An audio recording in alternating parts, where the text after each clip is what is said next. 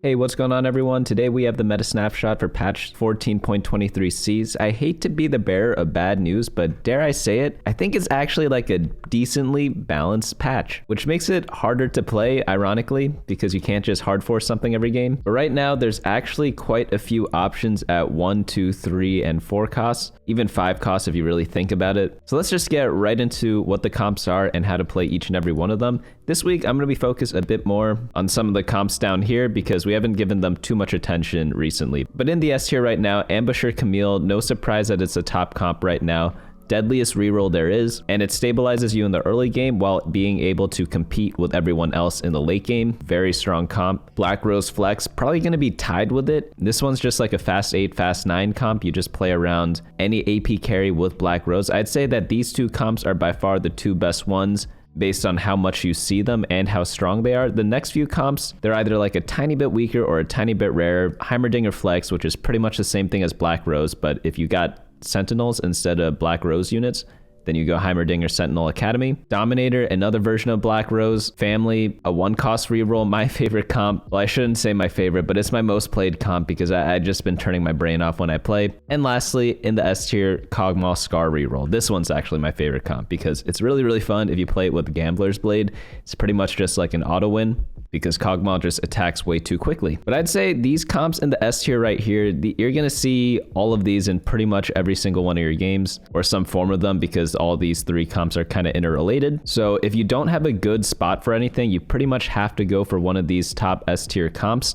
In the A tier, we have a little bit more niche comps. So Bruiser Mundo, very powerful. I actually think it's one of the strongest comps, but you need Bruiser Emblem, and it's not like that dominating once you get it. So I'm gonna leave it at the top of A tier. Rebel Zoe, by far the best vertical trait right now. If you get a bunch of emblems, I don't know what it is, but I've seen 10 Rebel a lot, but I haven't seen any of the other prismatic traits. Not in my games, not in my friends' games, not in random people I watch's games. But I'd say at all the A tiers, these two are probably gonna be the strongest ones, but they require an emblem. Experiment Twitch, on the other hand, it's a default Twitch comp. Not the strongest, not the weakest either, but if you have to go attack damage, fast 8, your options are Twitch and Corki, and right now Twitch is a little bit better. They kind of use the same items, not really. Twitch really likes attack speed, Corki more so the attack damage, but I'd say Twitch is the better one of the two.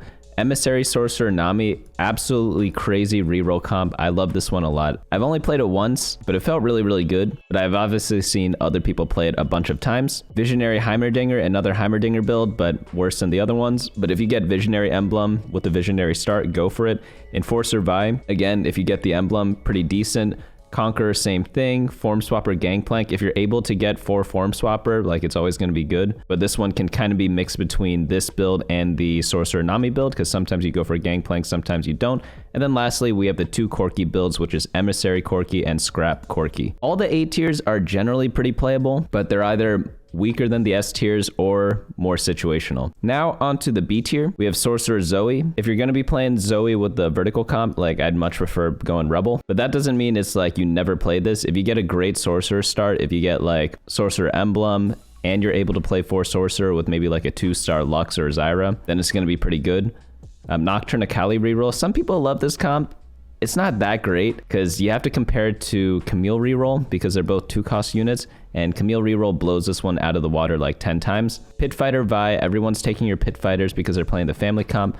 Form Swapper Elise, whatever. And then Urgot reroll. A lot of people are doing this build with Urgot 3-star and then they go for like a super Urgot, or they just eat another 3-star unit. There are other anomalies you could kind of pick for that, but it's really not that great. It's like okay, like you'll do okay with it and it's kind of fun to play, but it's not to the point where it's like a serious contender. Maddie Bruisers is another example of that. Like, you might see a lot of videos of people talking about Maddie Bruisers. And again, it might be a fun comp to play and all, but you just look at the stats, like 3-star, 4.79. That's, of course, with guides already coming out on it, so it's not like people don't know how to play it. It's just not that great of a comp. People just make guides on it because it's kind of fun to do, because it's a comp no one really plays, but it's just not good. Same thing with the Urgot comp, but that pretty much rounds out most of like the main comps in this patch right now. For some of the special stuff we have down here, like Mad Chemist Singe is still the best hero augment by far. I'm pretty sure all the other ones are like highly mediocre or bad. Reunion, pretty good trait one.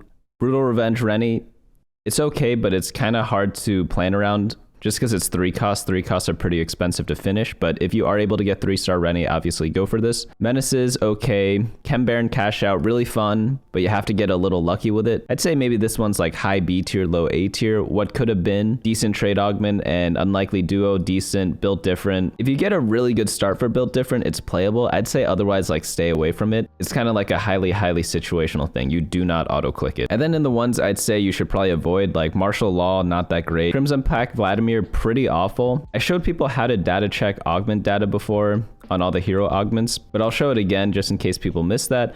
You just go to the Explorer tool, type in 3-star Vladimir, and then 4.03 is pretty good, right? But once you look at the items he uses, Rageblade 4.9, Archangel's 4.8, you could easily tell that Crimson Pact Vladimir is pretty god-awful considering a 3-star 2 cost is averaging 4.8. You can just compare that to Camille 3-star and you'll see that she is at a 3.73, so that's like a pretty big difference, right? Like Crimson Pact Vladimir so bad.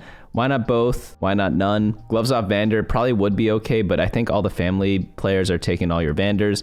And then like the rest of these, like, yeah, I don't have to go through all of them. Just don't play the ones on the bottom here. Feel free to data check them in your free time or try them out if you really want to risk your LP.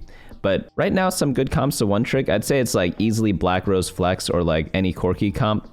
Probably the Scrap Corki is going to be better to play. And then some of the Exodia comps I would say is like Blackrose Flex if you're able to hit 2-star legendaries. And then I actually think like Bruiser Mundo, if you're able to get 2-star Twitch, 2-star Mundo with the Bruiser spat on Mundo, it's like pretty unstoppable. But that's a lot of ifs that I just said. And then some good beginner comps. If you are struggling a bit, if you're usually around like diamond or lower, I think like if you translate that into the current set, because the set just started a couple weeks ago, if you are maybe platinum or lower, I highly recommend playing like Family and the Camille comp. But let's get into how to play each and every one of these comps. I'm going to do more of like a speed run this week because we covered a lot of these in the last week. And then I'm going to give more attention to some of the trait comps at the bottom. But first off, we have Camille Smeech. Nothing really much else to say here. You just want 3-star Camille, 3-star Smeech, and then all the other units don't really matter. You play as many ambushers as possible. So we take out a couple units here. Your early game board is pretty much just going to be this plus some sort of tank line. So ideally you want enforcers. That's why people play Loris.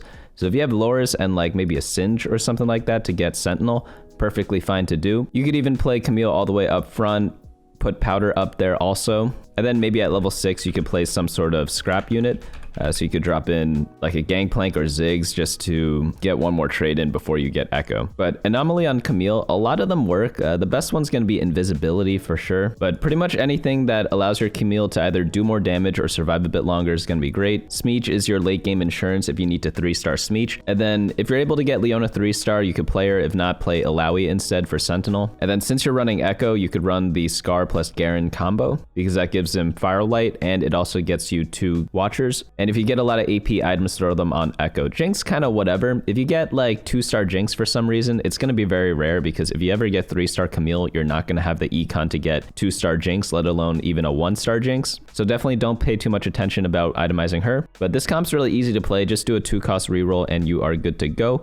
Blackrose Flex, lots of different versions here. There are even more after this because we have this Heimerdinger Sentinel and the Dominator version. But you pretty much just play 5 Blackrose with some AP carry. So in the early game, build Spear Shojins, build blue buff. You could get into this from like a Blackrose Visionary start or maybe like a Sorcerer start and then swap your tanks in later on. But here are a couple of sample boards. Like we covered this a lot in the previous week, so I won't spend too much time on this. But I'd say this is like probably the most reliable comp in the game because you can go for this every single game because there are so many different versions of it and you're pretty much guaranteed to hit something unless you get super duper duper unlucky or if like 5 other players are going for it. But for augments, get some sort of econ augment in the early game. That way you can actually reach level 8 or level 9 with gold to roll because that's going to be the most important part about this. It's very hard to play fast 8 from a lose streak start. So you either want to win streak everything to get a ton of gold or use an econ augment and kind of go like win lose in order to have enough money to get to level 8 anyways. Obviously one is riskier than the other, but that's just kind of the way augments work. Next build up we have is Heimerdinger Flex. This is just Heimerdinger with Academy or with Sentinel. You go like 3 to 5 Academy and then 4 to 6 Sentinel depending on what you get.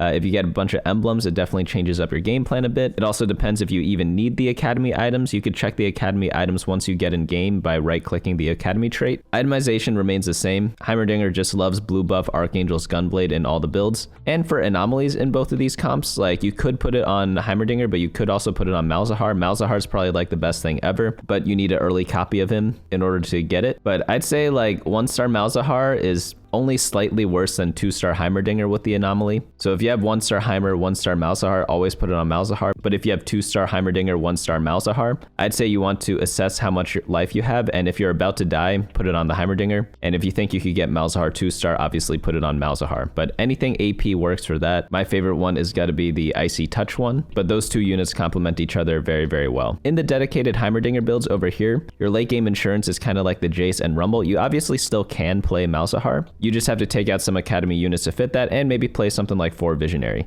Next build up we have is Dominators. Dominators are going to be extremely good if you could get to 6 Dominators, and pretty good if you are only 4 and doing the Blackrose thing. If you flex into it, you just use Silco as a carry with Mundo as the main tank. But I want to spend more time on the 6 Dominator version. If you do get it, you could drop it on Elise. It's pretty useful either for her front line or back line, because the way Dominator works is you either get a shield at the start of the round, which is very good on frontline Elise because it allows her to get her cast off and stun everyone. And then if you do Elise in the back line, whenever Dominator's cast, they gain stacking ability power based on mana spent. So obviously she's an AP unit. You definitely want that on her also. But this build's really good because it utilizes Silco. Not too many people play Silco, so you pretty much get it for free every time. So don't be afraid to flex into the Dominator build from the Blackrose version, because they typically both play 4 Blackrose. Sometimes 3 if you want to drop Morgana, because she's not that important in this comp. For Anomaly, just do Mundo or Silco, depending on who's 2-star, and depending on what Anomaly you get and how much gold you have. If you have like a ton of gold, like obviously you can handpick your anomaly, but let's say you can only roll like 5 or 10 gold. If you see like a decent tank one for Mundo and he's 2-star and you have items for him, just drop it on him. Like, why not? By the way, they're going to be changing how anomalies work in the next patch. Instead of being able to hard force your anomaly every single game if you have 60 plus gold, they're going to make it so that anomalies can actually be repeated. So you could see anomalies that you previously rolled on. And I think that's like a pretty good change. I would have preferred just like limiting to maybe like 5 augment rolls or something like that, or maybe make them more expensive every time you roll. Fantasy of just rolling like a ton of gold. But speaking of anomaly forcing, we have the family build, like 4-star Violet, still the best Violet anomaly, very, very good stuff. But this is just typical 1-cost reroll with Violet, Draven, Darius as like the main stars. Sometimes you get Powder too. I'd say Powder's the least important unit. If you have tank items, throw them on Darius or Vander, whoever's more upgraded. And then for your Draven, just put a bunch of attack speed items on him. For Powder, maybe some AP. And then Violet, just do typical Bruiser items. That could be anything from like Edge of Night, Bloodthirsters, Sterex, Titans, Quicksilver, Hand of Justice, things like that. You can view the full item list on the website bunnymuffins.lol/meta, where I update this every single week, and it's a good free way to kind of support the channel as well. But this build is super duper easy. You just have to actually follow the 1-cost reroll build. I know that some people might be new to the game and they don't really know too much about 1-cost reroll, but you could always click like the leveling guide up here and kind of see how to do 1-cost reroll if you scroll down to it, and all the instructions are down here. It's pretty simple to do. I'm debating remaking that guide for set 13, but the thing is, not too much has actually changed, so I don't know if it'll be that valuable to people. But family is like a very beginner friendly comp, and a lot of people play it. Just because it's beginner friendly doesn't mean it sucks or anything. But if you have a bunch of Violets in the early game, I like having at least 2-star Violet at stage 2-1, if not 4 copies of Violet, which is a 2-star Violet plus another one, before deciding to reroll for this. But I think in the right situations it's really good, but people definitely overforce this. Next build up we have is Kogmaw Scar reroll. This build is incredibly good if you ever get Gambler's Blade. Gambler's Blade is the item where every time you auto attack you have a chance to get 1 gold.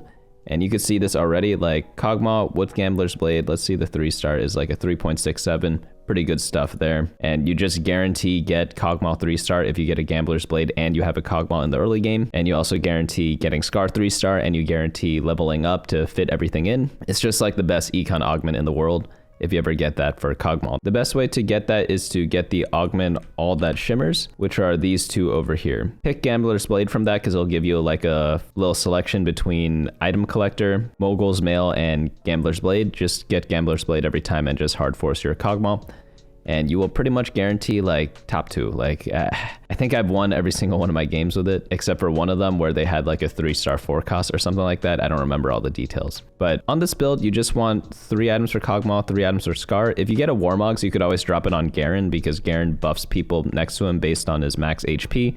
So you could go like 3 full tank items on Scar and then add another tank item on Garen, which kind of buffs your Scar. You can build all sorts of stuff on Kogmaw as well. My favorite build is going to be the Archangel's Hextech Gunblade plus Rageblade, but you could fit in blue buff, you could do Gnasher's Tooth, sometimes even Spear of Shojin can work. But pretty much whenever you're on Carousel, you want to get a rod because you could use infinite rods in this comp. You could go for an Ionic Spark with a rod. You could go for like 3 Kogmaw items with a rod. And you could even use leftover rods on like Echo. He'll still do a little bit even if you're not building around him. But play a mix of like Firelight and Watcher because those are going to be the best traits to complement Kogmaw with. Next build up we have is the A tier. We're going to do like a quick run through of the A tier pretty much. I want to give more attention to some of the comps that we haven't talked too much about this week. But Bruiser Mundo, top of the A tier. You need obviously the Bruiser emblem on Mundo. If you do get that, just play all the Bruisers, add them to your team planner, and then just drop them in. Fun fact, if you want to add comps to your team planner very easily, just click the image on bunnymuffins.lol and then click this copy code thing over here, and then you could just paste it into your team planner in League of Legends. But just make sure you play 2 Sniper whenever you do this, and of course, it's preferred to have 3 Experiment also, but you pretty much automatically get that because you're running Twitch always, Mundo always, and Nunu always because he's a Bruiser. So you really just need to fit the Sniper in. So normally that's going to be Zeri because Zeri is a bit more useful than Kogmaw in my opinion, but in the late game you could put in Caitlyn. Not gonna lie, Caitlyn kind of sucks, but maybe she gets buffed in the future patches. Next build up we have is Experiment Twitch. 5 Experiment, put Zyra, Twitch, Mundo, or like Mundo, Twitch, Urgot on the Experiment hexes. I'd say those are the best 2 combos. And you pretty much just want to play this if you get an attack damage build, particularly with attack speed items so that you could play Twitch. He really likes red buff, he really likes Rageblade, and IE or Deathblade 3rd item probably going to be preferred. Mundo tank items, like you can't go wrong with the triple stack, which is Warmogs, Dragonclaw, and Bramblevest. Other items do work on him, but I find Stoneplate to be a little awkward because oftentimes the Experiment hex is dead at center, and sometimes I don't want to solo frontline him because he can stack throughout the game, so you kind of want him to live a little longer, because every time he heals himself, I think he increases his max health, which makes him heal more or something like that. I forgot exactly how it works. All I know is that Mundo gets stronger as the fight goes on, because I've had like a 4,000 health Mundo turn into like a 8,000 health Mundo during a game. It was something nuts.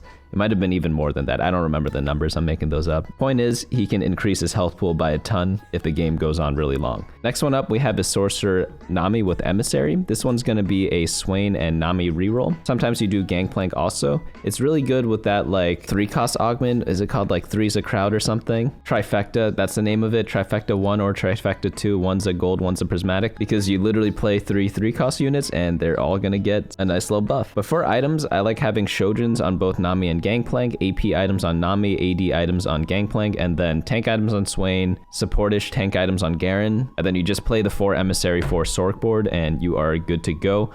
Very fun comp to play, but I would only play this maybe 1 out of 20 games. You don't really get the starts for this that often, maybe 1 out of 25 games even, but it's really, really powerful when you execute it from a good spot. Next one up we have is Rebel Zoe. If you get Rebel Spatula, you can just hard force this comp, no questions asked. Zoe main damage dealer, allowing main tank. Jinx, I could say that she's the insurance in the late game, but she kind of still sucks, at least compared to other legendaries. Like, she's still good if you 2-star her in a Rebel comp specifically, obviously, because those are her traits, but she's not someone I'm like trying to rely on in the late game. But you pretty much just rely more so on snowballing with the Rebel emblem, because you could hit 3, 5, 7 pretty quickly depending on what stage you're on, and you're pretty healthy most of the game to level up and then hit some crazy boards in the late game. As for the Rebel emblem user, it could be almost anyone. Elise makes a lot of sense because she's both a good unit and she is a bruiser for this team, but you could easily play more Sorcerer and play Sorcerers instead of Elise. You could even do 4 Sentinel. I've seen that as well. Or if you're playing around Ezreal, you could throw in something like a Corki too. Again, an easy way to check is to put in Rebel emblem plus 7 Rebel, and then go to items and then toggle show champion specific stats, and you see a bunch of different good item holders here. Rumble's the best one, but he's a legendary, so that doesn't really count. But for the forecast, like Echo's good, Elise is good, Ambessa's okay-ish, and we should probably leave it at that. But like, there are a lot of different options, but if you're able to get to 4 Sentinel, obviously it's really good, but that relies on hitting Rumble, which isn't that reliable. Next build up we have is Emissary, Corki, Ambessa. Very fun comp to play because I love every 4 Emissary comp because I love the ninja trait from set 1, and I'm glad that they brought it back, but they did it a little bit differently. But unfortunately, Corki's just not that great of a unit. He's a great support unit, great secondary carry, but he needs a good primary carry to play with. And right now, Ambessa's not that great of a primary. And in the scrap build, there isn't really a different primary. I guess you could say Echo, but Echo's not really a primary carry either. So if you are wanting to play Corki, just know that it's going to be a little weaker. So when you do go for it, you have to have perfect items right away. You have to be uncontested, and you have to see like an early copy of Corki to maybe make up for it. But again, whenever you're playing attack damage on this patch, it's like you just have to make do. It's not the end of the world. You could obviously still win the game with it, but compared to the Blackrose comp, you don't got much on them, you know? Scrap Corki, one great thing about this build is that it could be played with or without the scrap emblem. It doesn't really change how good the comp is. So that's my favorite part about this comp. You could pretty much hard force this build every single game too, because there's so many scrap units to get to 6 scrap, and you can flex all your item components. So you could pretty much do whatever you want and always get perfect items on Corki. So that's pretty nice to do there. Next build up, we have his Visionary Heimerdinger, bad version of Heimer, Enforcer Vi Caitlyn. If you get +1 Enforcer, just drop it on some pit fighter that you're playing or put it on Ambessa. You could even do Echo also. There are a lot of different forecasts you could play. I wonder how we find out what the best ones are. That's right, go to teamfight.lol, go use the Explorer tool, and switch out the Rebel stuff that we were searching up before, and then we could put in like 8 Enforcer and the Enforcer emblem, and then check which champions work best on this item. So you could always change the filter here to see lower sample size units, but Ambessa is going to be the most used, obviously, but Savika is going to be better because she's a legendary. Same with Rumble, also a legendary, and Jinx. But you could put it on like Echo's pretty good, Elise is pretty good. Lots of different options you have there, but pretty much any legendary or one of the popular forecasts, or a forecast that shares a trait with the enforcers. That's pretty much who you put it on. But the tricky part about this build is getting an enforcer emblem and getting to level 8 and getting Caitlyn. There's a lot of ifs there, but if you are ever able to do it, it's a pretty solid comp. I normally go for this if I built a lot of frontline items or like melee items for Vi later on. You could just use Camille as an item holder. So if you are playing Camille, but you're getting contested or you're like seeing no copies of Camille, you could always use those items and go for this comp instead if you see an Enforcer emblem on stage 3-2. I'd say that's like the best time to kind of play this. After that, we have the Conqueror build. This one, again, you need to win streak in the early game in order to get as many Conqueror stats as possible. So I prefer playing this with the Conqueror emblem early and a bunch of upgrades. So if you have like Draven 2-star, Darius 2-star, plus Enforcer emblem, like definitely go for this Giga win streak, go into Ambessa, and the game kind of plays itself out after that. Very strong snowbally comp, so you will have to play a bit differently, but quite rare to play in my opinion. Form Swapper Gangplank, I mean, if you're able to get GP3, Swain 3, and then hold out until Jace 1-star, getting 4 Form Swapper is like really good. Next build up we have is the B tier. We have Sorcerer Zoe. Fell down a lot just because like Sorcs aren't that good, and if you are playing Zoe, you're playing Rebel. Pit Fighter Vi, 2 contested, same thing, Elise, whatever. And then in the special tier down here, we have Mad Scientist Singed. I'd say this one is pretty auto take as long as you have some AP items on your bench, because Singe running around with a Morello Nomicon is so good. And then you combine a Gunblade on him and he's just going to be burning everyone down and healing up all the time. Play 6 Sentinel with this. And this is pretty much the only hero augment that's good right now. A lot of other ones are pretty much like 5.0s as we saw with the Vladimir. Next build up we have is Reunion, Echo, and Vi. Decent comp. You could play this with a bunch of Firelight and play it with a lot of like late game units and kind of combine the team comps together.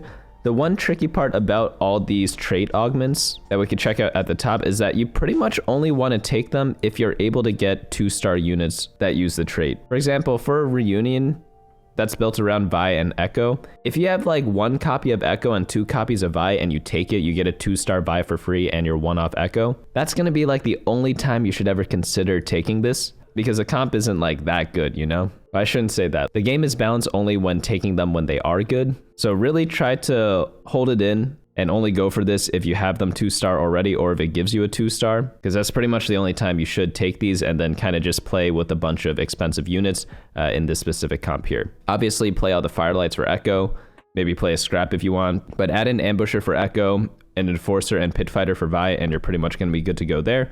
Next build up, Menaces, Powder, and Silco. This one's offered in stage 3.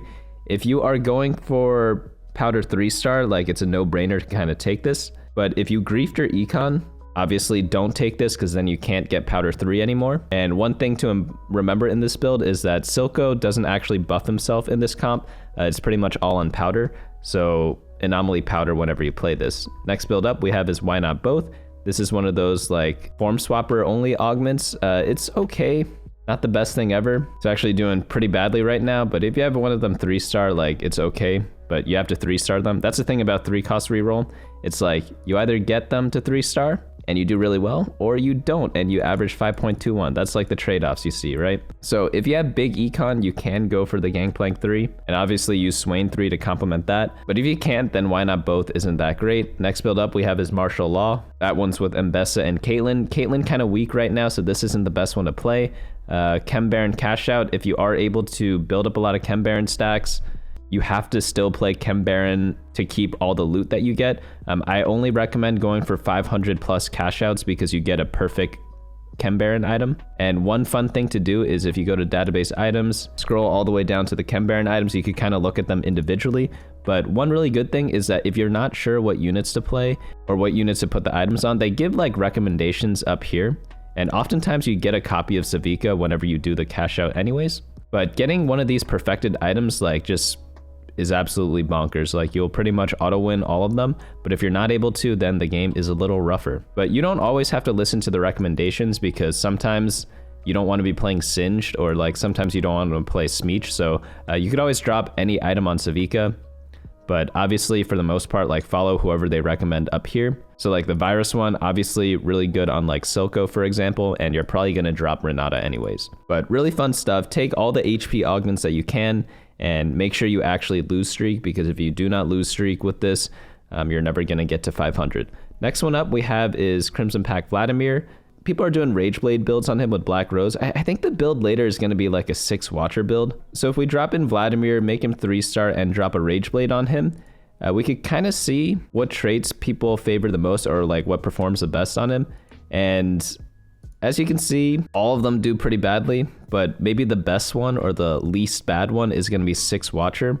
So maybe we want to switch to 6-watcher instead of playing Blackrose. I'll show you how to do that right now. Simply just remove the Blackrose units and then type in watchers and play all these instead. So have this in the front line, take out Nami because Garen's also an Emissary, and then play some Firelights after that just to buff up your Scar a little bit because you might reroll Scar.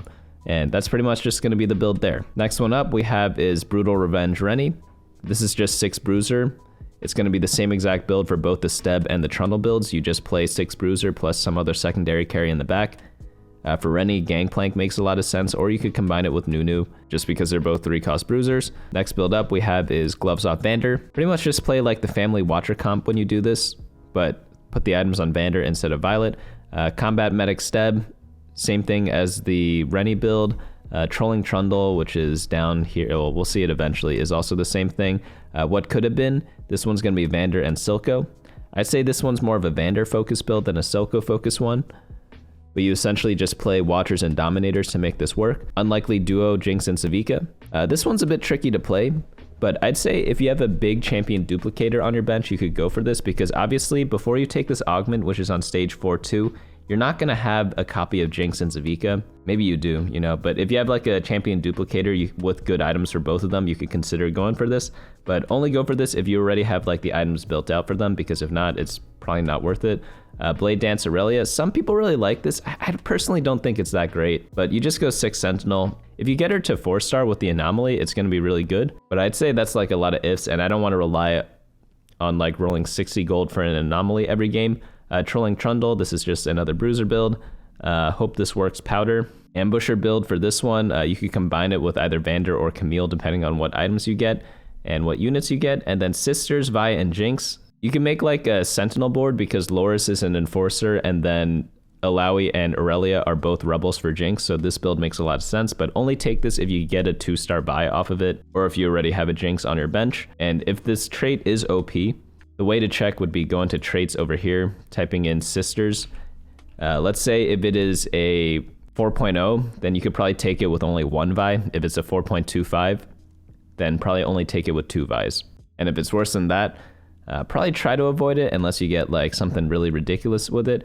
Geniuses, Heimerdinger, and Echo. Speaking of stats, like this one's just so bad, right? They're probably gonna have to buff this. It's at a 5.22 right now. Like I haven't played this personally, but I don't think anyone is playing this because they look up the stats and it's 5.22. They probably just need to buff this, so we'll revisit that one later. Built different. I'd say only play this if you could get like a really good start in the early game because it's just such an expensive comp. You're playing so many 4-cost units, and 4-cost is just like, it's hard to get to level 8 if you don't win streak or have an econ augment. But the thing about build different is that you take build different instead of the econ augment. So how are you going to get to level 8 if you don't win streak? So you could pretty much only take this if you have upgraded units in the early game to preserve your life total and items that are slammable for them. So if you don't meet those 2 requirements, don't even try build different. And that's going to be all there is to it this patch. And one special treat for the end of the video, I'm going to tell you all how I'm going to approach the patch. So I have this little section up here at the very top on the website, bunnymuffins.lol. And I'd say right now, like the best thing to do is like see if you have an insane reroll angle. This could be something like 4 violets on 2/1 with items for her, such as like Hand of Justice, Edge of Night, Bloodthirster, Sterix, things like that. Titans, Kogmaw with Gambler's Blade. If you have that, just hard force Kogmaw. 2 Camille's on 2/1 with any sort of semblance of decent items, I think is forcible if you're uncontested. If you are contested, you better have good items for her. And then if you get like a 2-star Nami on 3/1 with 2 items, that'd be another case to like do the Nami reroll build. But this is not a comprehensive list. There are too many reroll comps to list out here. I'm just kind of giving examples on what defines an insane reroll angle. But having like 4 violets on 2/1, I would say is not good enough if you have like Tyr and a Rod, because you can't build any items for her. But if you have 4+ violets and you can build like a Bloodthirster, like obviously, yeah, that's an insane spot. If you have 3 violets and a Bloodthirster, maybe you still go for it, you know, if you have a bunch of Dravens and Dariuses. Like it goes a little deeper than this, but hopefully this kind of gets you in the right direction because there are too many things to fit in like 2 lines of text. Apart from that, I'm gonna default to AD or AP flex. AP is definitely preferred. I'm just gonna force Blackrose. Like I pray I don't have to reroll because I hate rerolling, because if you don't hit, you just lose a game. And if you hit, you're not even guaranteed to win. You're just like probably gonna get a top 4, you know? So that's why I highly prefer just like going the fast 8 Blackrose flex build. So that's why I have like the insane reroll angle instead of just like a regular reroll angle listed up there as the top priority, because like most games I'm probably gonna be playing Blackrose flex or any Heimerdinger comp, because I think that's just like the most reliable, consistent way to climb on this patch. If you get AD items and you're forced to play AD, or if you get something like category 5 in the early game with like a 2-star backliner AD, those are going to be the times where I would consider going something like Twitch or Corki. And if you ever get a chance to do Bruiser Mundo, I would just hard force it right away because it's just such a good comp. And then lastly, the third option is to play some strong vertical trait with like a good trait start. So maybe you have Sorc Emblem on 2/1 with 4 sorcerers that you can activate right away. So that'd be something like Zyra 2-star, Lux 1-star, Vladimir 1-star, and then a 4th unit you could put the Sorc Emblem on. Or maybe you could do the same thing with Enforcers or like Rebels or something like that. But hopefully this kind of helps you. This might be the most important part of the video, I'm thinking. But let me know if you have any questions down in the comments below. I'm trying to answer more questions recently. So to encourage more questions, I'm gonna feature like a question of the week or whatever every meta snapshot. So leave them down below. I'll pick like one of the more interesting ones to try to fit in all of these. But someone asked, is it just me or is Edge of Night broken this patch? I don't remember it being this strong at all. But pretty much for this, if you look at TFT history, Edge of Night has always been really, really good, but right now it is very, very strong because there's a lot of strong frontline damage dealers that make really good use of it. For example, we look at the S tier right now. We have Camille and Smeech both can use Edge of Night. We also have the Edge of Night augment that's called Not Today. We have the family build with Violet that uses that really well.